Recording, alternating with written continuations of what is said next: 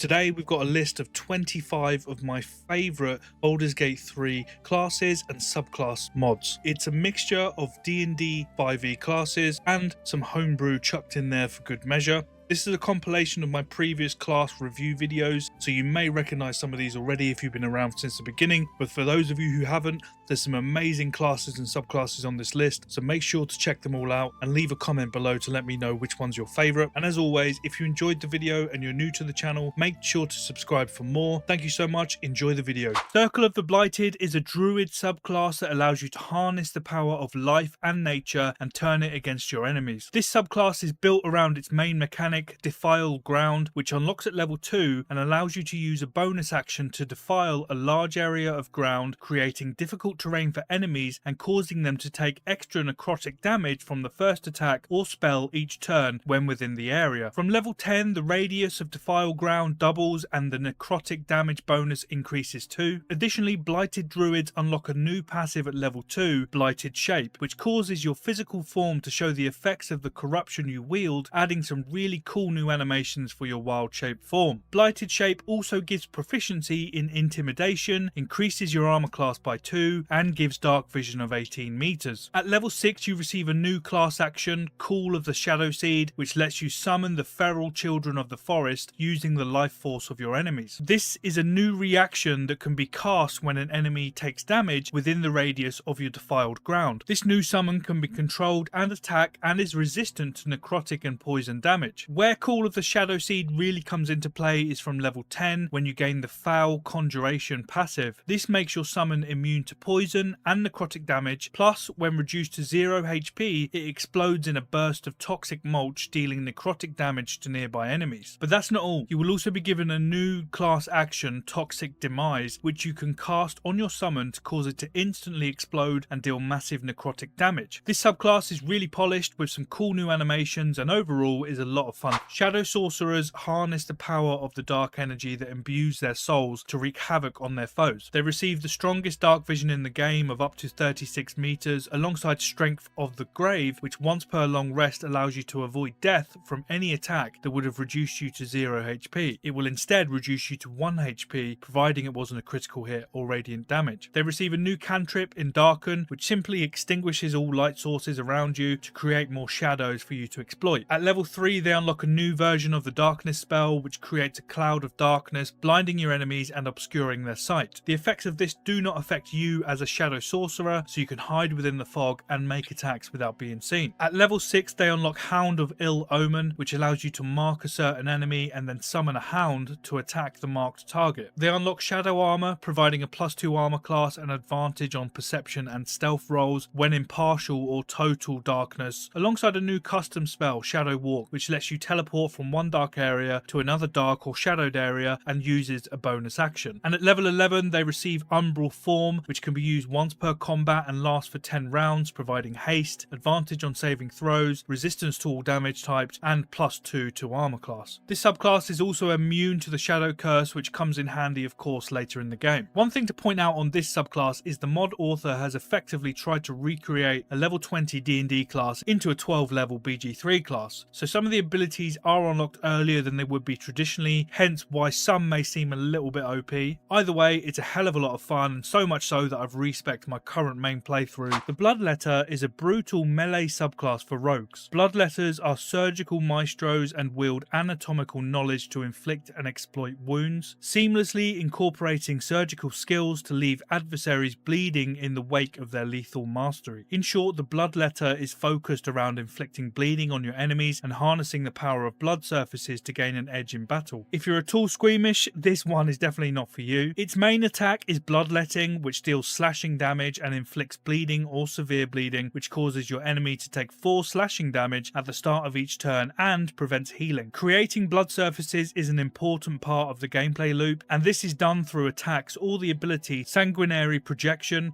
which allows you to throw a jar of blood and soak the area, including the enemies, in blood, creating the status effect Bloody Drenched, which makes enemies vulnerable to necrotic damage. At level 7, the Bloodletter unlocks Bloodbane Corruption, which corrupts nearby blood surfaces and deals massive necrotic damage to enemies standing in those areas. In addition to this, you will also take advantage of the Harvest Blood passive that lets you regain health when stepping on a blood surface. Plus, the Crimson Blink ability allows you to teleport to any blood surface in range by using your movement speed. Autopsy is another really fun attack to use, and it comes in 3 variants, allowing you to dissect your enemies and inflict them with negative status effects. Optics blinds your enemies for 2 turns, Vocalis silences your enemies for 2 turns, and Cerebrum stuns your enemy for 2 turns. This class uses a brand new resource system called Blood Essence, which governs how often you can use your Bloodletter attacks and restores on a short rest. I can't lie, this class is definitely OP, but it's good fun to play with, but I would certainly suggest increasing difficulty. If you've ever wanted to know what it feels like to be the equivalent of a D&D Sith Lord, then this one is for you. Mindweavers are masters of psychic and psionic energies, capable of bending the minds and wills of their foes to their advantage. Drawing from a deep well of mental prowess, they unleash powerful spells that devastate enemies and protect allies. Mindweavers manipulate thoughts, project their consciousness, and harness the power of the astral plane to amplify their abilities. With a focus on intelligence and precision, they excel in controlling the battlefield and outsmarting their opponents through sheer mental force. The Mindweaver class comes equipped with 2 new subclasses, Sonic Warden and Forceblade. Each of these subclasses presents you with a unique playstyle that can massively transform how you approach battles and interactions within the game. Forceblades are formidable warriors who combine their exceptional melee combat skills with potent psionic energy. They're clad in heavy armor and wield large greatswords, imbued with psychic power, expelling such immense force that the psychic damage fully manifests itself as force damage. And Psionic Wardens are a unique blend of mental fortitude and physical prowess, embodying the perfect balance between warrior and spellcaster. Psionic Wardens channel their psychic energies into their weapons, seamlessly fusing melee combat with psionic power. They excel in devastating their enemies with powerful strikes imbued with psychic energy. Force Empowerment for Force Blades is visually a really cool spell, as it causes your weapon to glow red and deal force-empowered strikes that deal force damage. Force Burst is a lot of fun too, as you create a burst of psionic energy around you that pushes enemies back and deals heavy force damage. I really enjoyed Force Blade Advance. It's a really cool new spell that lets you rush forward while causing massive amounts of force damage to anyone around you, or Telekinetic Grasp, which can grab any enemy from quite a far range and pull them towards you with force. It comes complete with full starting gear and is surprisingly well balanced considering the potential damage output. An all-round super fun class. This next one is an absolute must-try new class, especially if you're a fan of World of Warcraft. Here we have the Demon Hunter. The Demon Hunter is proficient in light armor and dual-wielding martial weapons, and is a dexterity and charisma focused class. It also comes complete with a ridiculous starting weapon straight from WoW, the Warglaive of Azeroth, alongside 20 custom spells and passives. The Demon Hunter also brings another unique mechanic into Baldur's Gate 3, Metamorphosis, which allows you to transform into a demon for a short period of time and boosts your abilities. The class uses a new resource called Fury to attack, with certain spells used to regain that lost fury in combat, and there are 2 subclasses to choose from, Havoc and Vengeance, both with individual skills and passives. The one I enjoyed most was Havoc, which is a more agile, melee-focused subclass and gives a passive that increases your fire damage by your charisma modifier. This effect is then doubled when you're in demon form, allowing you to unleash some devastating fire attacks. New spells such as Eye Beam, which deals huge damage to all enemies in front of you and guarantees a critical hit whilst you're in demon form, and it's insane. The class is very much a power fantasy, very strong, and I would recommend if you are to try it, do it in honor mode, as anything lower would just be a joke. Either way, it's really good fun to play with, deals massive damage, and the demon looks badass. The Horizon Walker, also from Xanathar's Guide to Everything book. Horizon Walkers guard the world against threats that originate from other planes or that seek to ravage the mortal realm with otherworldly magic. They seek out planar portals and keep watch over them, venturing to the inner planes and the outer planes as needed to pursue their foes. The main mechanic of this class is Distant Strike, which effectively allows you to teleport to your target before attacking up to 3 times in a row. This can be used in either ranged or melee combat, letting you zip around the battlefield from enemy to enemy multiple times a turn. While it's probably the least complicated subclass on the list, it's just so satisfying to play. Horizon Walkers also gain the ability Planar Warrior, which allows you to mark a target and turn all damage against it into force damage, as well as providing a massive additional damage boost per attack. Etherealness is another fun new action that sends you to the ethereal plane for 1 turn turn, making you invisible to enemies and immune to attacks. You'll also unlock a new reaction, Spectral Defense, that you can use to give yourself resistance to all of a specific attack's damage once per turn. Again, another subclass with massive versatility and synergy for multiclassing and an absolute must play. The PSI Warrior allows you to become a psionic fighter with the power to move objects and control enemies with your mind, and it's awesome. This class comes from Tasha's Cauldron of Everything D&D book, and according to the lore, a PSI Warrior is a fighter who augments their physical might with psi-infused weapon strikes, telekinetic lashes, and barriers of mental force. As a PSI Warrior, you might have honed your psionic abilities through solo discipline, unlocked it under the tutelage of a master, or refined it at an academy dedicated to wielding the mind's power as both weapon and shield. The main mechanic for this class is Psionic Strike, which causes your eyes to glow purple and your gloves to match, which is such a cool detail. Once per turn, Psionic Strike allows you to deal extra force damage with your weapon attacks. Immediately after using this attack, you can then choose to use Telekinetic Thrust to push your enemy back or push them to the floor in prone position. Additionally, PSI Warriors are given the Telekinetic Movement class action that lets you pick up an object or an ally using your mind and move them in a 9-meter radius. This is particularly useful for repositioning allies or dropping objects, barrels, etc. onto enemies. PSI Warriors gain a new reaction, Protective Field, which lets you reduce the damage of an incoming attack to you or one of your allies by creating a temporary force field. Guarded Mind is a passive unlocked at level 11 that lets you remove the effects of Charmed or Frightened at the beginning of your turn. Lastly, PSI Powered Leap lets you leap forward for a range of 18 meters, which again just looks awesome and can come in handy for exploration and combat. The Way of the Astral Self, another class from Tasha's Cauldron of Everything D&D book, and according to the lore, a monk who follows the Way of the Astral Self believes the body is an illusion. They see their key as a representation of their true form, an astral self. This astral self has the capacity to be a force of order or disorder. The main gameplay loop for this class comes from summoning your astral self. Once summoned, enemies around you must make a dexterity saving throw or take force damage. With your astral self summoned, you can then make unarmed attacks using your astral arms, which have an increased range of 3 meters and deal massive force damage. At level 6, you can then summon the visage of your astral self, which masks your face in glowing light with some really cool animations and provides the ability to see in the dark as you would in daylight, and gives an advantage on insight and intimidation checks. From level 11, your astral self then covers your entire body, which grants a new reaction allowing you to deflect energy and reduce the damage of elemental attacks, plus unlocks the Empowered Arms passive that lets you deal additional force damage with your unarmed attacks once per turn. Another awesome monk class here, the Arcane Archer, another class from Xanathar's Guide to Everything book. Arcane Archers study a unique elven method of archery that weaves magic into attacks to produce supernatural effects. They are some of the most elite warriors among the elves. They stand watch over the fringes of elven domains, keeping an eye out for trespassers and using magic-infused arrows to defeat monsters and invaders. The main mechanic this subclass is built around is the ability to use magical arrows for your attacks by using the Arcane Shot action. There are 8 different Arcane Shot arrows to choose from, which you unlock as you level. Banishing arrows, which banish your target for 1 turn. Beguiling arrows, which deal additional psychic damage and charm your enemies. Bursting arrows, which detonate on impact, causing force damage in a 3-meter radius, and these are so much fun to use, by the way. Enfeebling arrows, which deal necrotic damage and reduce your enemy's attack damage. Grasping arrows, which deal poison damage, reduce your target's movement speed, and cause damage when they first move. Piercing arrows, which fire in a straight line and damage all enemies in its path. Seeking arrows, which seek out your target and cause extra force damage. And shadow arrows, which deal physical damage and reduce the enemy's vision. Arcane Archers also gain proficiency in either nature or arcana skills, and an awesome new ability, Curving Shot, that makes it so that when you miss with an arrow attack, you can take a second shot against a new target. This class again is so much fun with so many different options for experimenting with different combos. The first Vampire is a Warlock subclass giving you the powers of a mighty vampire to siphon life from your enemies. At level 1 they unlock Dark Vision of 18 meters and the new ability Drain Life, giving them an innate power to drain life from the living. This triggers as a bonus action following a melee or spell attack and deals necrotic damage equal to 1d6 plus your charisma modifier. This attack comes in 2 options, the basic one I just mentioned or an enhanced version allowing you to use a spell slot for the attack to increase damage and restore health equal to the total damage dealt. In my tests I was able to recover around 30 to 40 40 HP at a time, giving this subclass great survivability in battle. At level 10, Drain Life further improves and allows you to regain a spell slot using a reaction when you reduce an enemy to 0 HP with the attack. At level 6, the subclass unlocks the Creature of the Night transformation, which allows you to transform into a wolf or a bat, which come with their own attacks. The bat is also tiny, allowing you to fit into small spaces and holes during exploration. Additionally, this subclass receives an expanded spell list to choose from as you level, including spells such as Greater Invisibility and Gaseous Form. Another polished and very complete subclass with some great versatility, the Blood Hunter class. This one comes straight from D&D 5e and was written specifically for Vin Diesel, believe it or not, for him to play in a Critical Role special called D&Diesel, and is inspired by his character in the film The Last Witch Hunter. The Blood Hunter is an intelligence-based martial weapons class with proficiency in medium armor and shields, and wields blood magic to defeat enemies. The mod comes with two separate subclasses, Order of the Lycan and Order of the Ghostslayer. According to the lore, Ghostslayers seek out and study the moment of death, obsessing over the mystery of the transition from life and the unholy power that can cause the dead to rise once more. The subclass gives a new spell, the Rite of Dawn, which applies additional radiant damage to weapon attacks and resistance to necrotic damage, alongside a load of new blood curses such as Blood Curse of Binding, which reduces the target's movement speed to 0, Blood Curse of Exposure, which allows you to alter your blood and ignore all enemy damage resistances, and Blood Curse of the Fallen Puppet, which is a new reaction that makes the target attack the nearest enemy before resurrecting as an ally of the player. The subclass I played with the most was Order of the Lycan, which effectively curses you with lycanthropy, aka the ability to transform into a werewolf. As a werewolf, you'll still have access to the different rites and blood curses, but instead of affecting weapon damage, they increase the damage of your claw attacks. You can use predatory attacks, which are either bludgeoning or slashing attacks imbued with your active right, either frost, fire, or radiant damage. Predatory attacks can also be used twice and can dish out some serious damage. Lycan regeneration is pretty cool too. It's a passive that you unlock at level 11 that gives you health regeneration equal to your constitution modifier at the start of each turn when you're below half health. But putting all the stats and the nerdy stuff to one side, playing as a huge werewolf is just straight up fun and adds an interesting new take on combat. The Undead subclass for Warlocks brings an expanded spell list that includes spells such as Greater Invisibility and Cloud Kill. In addition to this, it also introduces an entirely new spell, Phantom Steed, which allows you to invoke the spirit of a large horse-like creature, which grants your character doubled movement speed and doubled carrying capacity whilst active. When choosing this class, you'll be given a list of 6 different patrons to choose from, each of which provide different visual effects when casting certain spells. The core mechanic of this class allows you to harness your patron's power by using 3 different passives and actions. At level 1, they unlock Form of Dread, which provides 10 temporary hit points, immunity to Frightened, and a new reaction that triggers when attacking an enemy, forcing them to make a wisdom saving throw or become frightened. Additionally, Eldritch Blast will apply a disease effect whilst in this form. At level 6, they unlock Grave Touched, which allows them to convert their damage to necrotic whilst dealing additional damage on top. At level 10, they unlock Necrotic Husk, providing resistance to necrotic damage and immunity to it when in the Form of Dread form. Also, when reduced to 0 hit points, a massive explosion will trigger and damage every enemy within 30 feet. Another solid subclass here, and one that's entirely faithful to its D&D roots. Next up, we have a very unique class, one that doesn't use any weapons, unarmed attacks, or wear any armor. The Succubus is a class that excels at manipulating enemies' desires and tormenting them in unique ways. And when I say unique, you best believe I mean it. The class is built around a new mechanic called Desire, which increases while the enemy is in your presence and when certain spells are cast. Once the enemy's desire level exceeds its total health, the enemy will climax, allowing you to drain a percentage of its health. And I just cringe saying the word climax. Its main source of damage though is through psychic abilities, and it has an advantage in perception, deception, and persuasion, plus receives a double bonus from the charisma modifier. The Succubus doesn't wear any armor whatsoever and receives an armor class of 14 plus its charisma modifier, which means it can be quite tanky when built correctly. At level 4, you gain access to different charms, each of which can be used in battle and provide major buffs to you and debuffs to the enemy. These charms increase in level at the beginning of each round, up to a maximum of level 4. A new spell I really enjoyed playing with was Hate But Pleasure, which causes all enemies to attack each other every other round and can easily clear an entire group of enemies in a few rounds. Yes, it's a little bit on the raunchy side, but the entirely new playstyle and mechanics make it well worth checking out. Just please,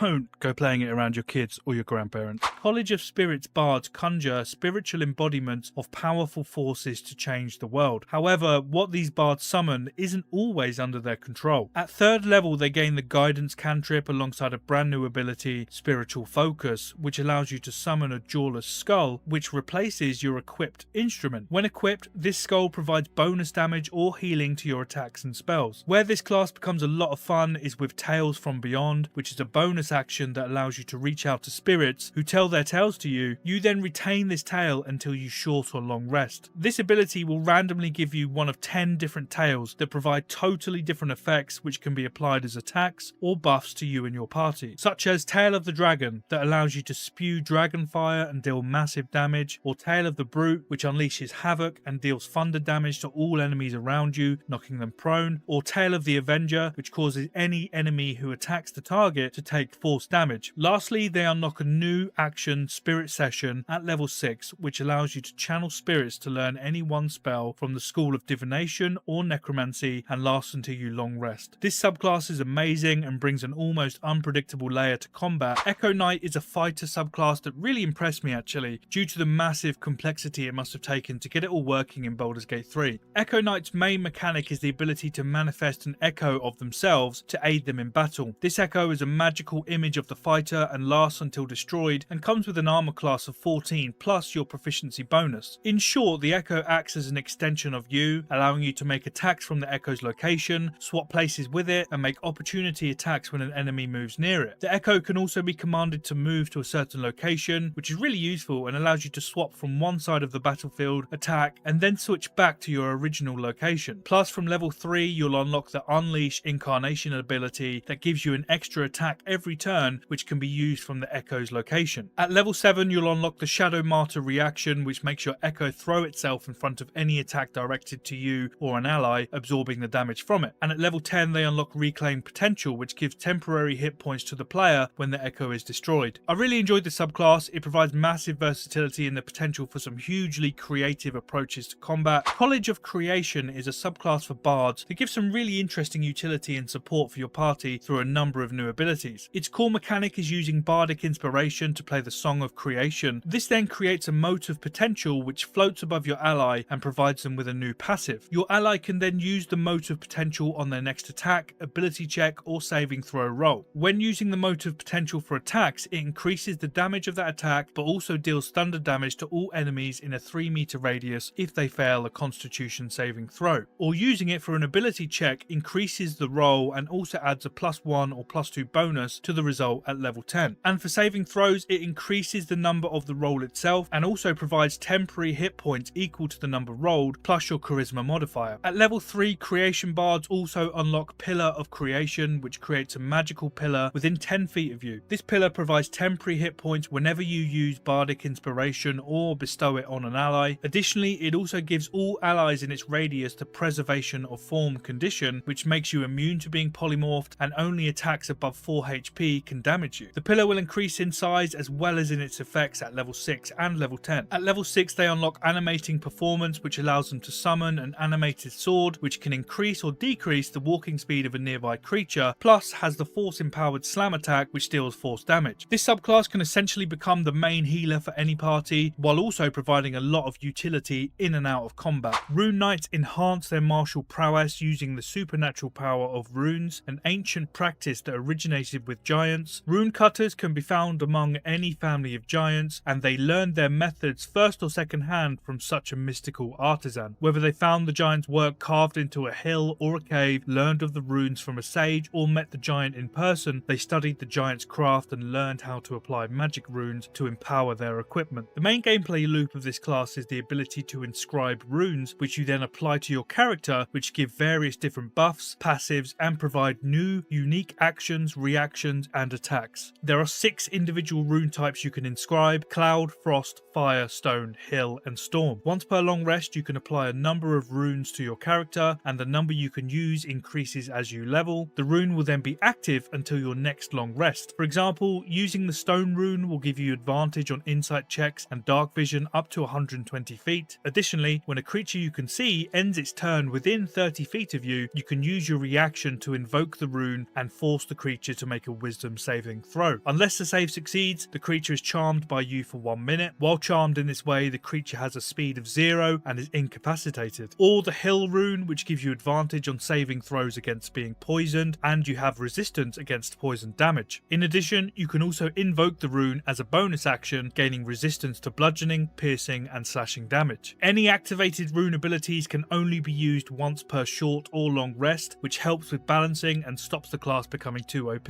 On top of the rune mechanics, the subclass also provides some other brand new spells and abilities which are really fun to play with, such as Giant's Might, which causes your character to grow in size, giving you an advantage on strength checks and allowing you to cause extra damage once per turn. A very unique subclass that adds an entirely new dynamic to combat and gameplay overall. Aberrant Mind is a sorcerer subclass taken from D&D 5e and essentially unlocks further illithid powers for you to use and abuse. One of the core mechanics from this class comes from psionic spells, which unlocks 11 spells for sorcerers as they level and allows those spells to be cast with sorcery points rather than traditionally expending a spell slot. They also gain resistance to psychic damage and a new passive, Illithid Hunger, which makes it so that when you land a critical hit against an enemy, they must succeed a wisdom saving throw or become frightened until the end of their next turn. At level 11, they gain a new bonus action, Revelation in Flesh, allowing them to unleash the aberrant truth hidden within. This action allows you to transform into one of 3 different aberrant forms and receive new passive benefits. Aberrant Flight gives you a flying speed of 9 meters and the ability to hover, ignoring the effects of surfaces and difficult terrain. Aberrant Scrutiny turns your eyes pitch black and grants dark vision up to 32 meters and the ability to see invisible objects and creatures within a range of 18 meters. And Aberrant Slithering causes your skin and equipment to become slimy, allowing you to evade any attempt to shove or throw you. Plus, you can use 2 meters of movement speed to free yourself from restraints or grapples. Additionally, Aberrant Mind sorcerers can also summon a Beholderkin, which lasts until you long rest and can cast Eye Ray on enemies. Not the most effective summon in the game, but it looks cool, so who cares. Circle of Stars is a druid subclass that harnesses the power of the cosmos to wreak havoc on their enemies. Starting from level 2, they can create a star chart, which is a new equipable item that sits in the musical instrument slot. While holding this item, they learn the cantrip Guidance and can cast Guiding Bolt without expending a spell slot. They also unlock a new ability, Starry Form, allowing them to harness the constellation's power to alter their form into one of 3 variants. Archer Form, a constellation archer appears on you and allows you to hurl a luminous arrow as a bonus attack that deals radiant damage. Chalice Form, a constellation of a life-giving goblet appears on you and makes it so that whenever you cast a healing spell on yourself or an ally, you or another ally can be healed a second time. Dragon Form, a constellation of a wise dragon appears on you, giving advantage on constitution saving throws and a flying speed of 9 meters with the ability to hover and avoid surface effects. These abilities increase their effects at level 10 when Twinkling Constellations is unlocked and allow you to change between the different forms at the start of each turn. Circle of Stars druids unlock another new ability at level 6, Cosmic Omen. When cast, it has a 50-50 chance to give you either the Wheel or Woe spell. Wheel gives a new reaction that allows you to increase the roll of yours or your allies' attack, ability or saving throw roll, or Woe, which grants a new reaction which allows you to influence an enemy's attack roll or saving throw. A phenomenal subclass with some brilliant new animations. The Battle Rager is a subclass for barbarians from the Sword Coast Adventurer's Guidebook for D&D 5e and is literally described in the lore as an axe idiot. Battle Ragers are followers of the gods of war. They specialize in wearing bulky spiked armor and throwing themselves into combat, striking with their body itself and giving themselves over to the fury of battle. This subclass essentially allows you to turn your armor into a weapon whilst raging with the Battle Rager armor passive. This means that each turn you can use an additional bonus attack called Armor Spikes, which launches you forward and damages your enemy with your equipped armor. Where this class shines for me is the class action Reckless Abandon, which can be used once per turn and gives you temporary hit points equal to your constitution modifier once you've made a reckless attack. This can create quite a tanky damage dealer as you're effectively able to generate HP every turn while still attacking. Battle Ragers also gain Battle Rager Charge at level 10, which allows you to use dash as a bonus action while raging to close the gap on your enemies. As I say, very straightforward and probably the weakest subclass on the list, but still fun to play with nonetheless. Path of the Giant subclass for barbarians is genuinely the most fun I've had with a subclass in quite some time. It comes from the Big B Presents Glory of the Giants D&D book, and according to the lore, barbarians who walk the path of the giant draw strength from the same primal forces as giants. As they rage, these barbarians surge surge with elemental power and grow in size, taking on forms that evoke the glory of giants. Naturally, when I tested this class, I had to go with one of the smaller races, so thought I'd test out the Kender race from the Fantastical Multiverse mod, and make sure to check that one out too, by the way. Path of the Giant literally transforms your character into a giant when raging and gives you the option to choose your elemental damage type from acid, cold, fire, lightning and thunder. This element is then infused into your held weapon using the Elemental Cleaver passive, adding additional elemental damage. Your weapon also becomes throwable up to 60 feet